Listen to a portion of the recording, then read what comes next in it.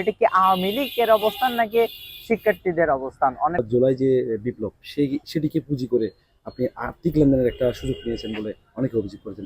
যাই করি না কেন, এই জুলাইকে বেচা কিনা করে হচ্ছে যে আমি আমার জীবনকে চালাইবো না। তবে জুলাই পরবর্তীতে আমি বিভিন্ন সুযোগ সুবিধা নিছি। যাওয়ার সময় দেখি হচ্ছে যে আমার ডান পা থেকে ব্লাড বের হচ্ছে।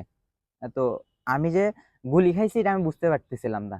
বুলেট একদিক দিয়ে ঢুকে অন্য দিক দিয়ে বের হয়ে গেছে। কাগজ এগুলোতে আগুন জ্বালিয়ে হচ্ছে যে আমরা আগুনটা নিঃশ্বাস নেওয়ার চেষ্টা করতেছিলাম। সামনে যদি এটা আওয়ামী লীগের অবস্থান হয় তাহলে তো আমার জীবন নাই বললেই চলে।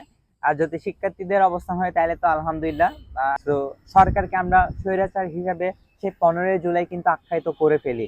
গণহত্যাকারীর সাথে যাদের সম্পৃক্ততা ছিল না তারা হচ্ছে যে উন্মুক্তভাবে এই বাংলাদেশে বসবাস করতে পারবে। হ্যাঁ, হোক সে আওয়ামী লীগ। কিছু না কিছু একটা হইছে, নাইলে তো আমাদেরকে ছাড়তো না। উনি যে আব্বু আমরা সফল, আপনি তাড়াতাড়ি টিভি দেখেন, হাসিনা পালাইছে। আমার ভাইদের কথা খুব মনে পড়তেছিল, তারা থাকলে হয়তো তারাও এই যে হাসিনার পতন এটা দেখতে পাইতো। আন্দোলনের যে উদ্দেশ্যটা ছিল আহ, সেটা কতটা বাস্তবায়ন হয়েছে এবং এই নতুন যে স্বপ্নের বাংলাদেশ সেটা কেমন দেখছেন, আর সাধারণ মানুষের জন্য আপনার বার্তাটা কি?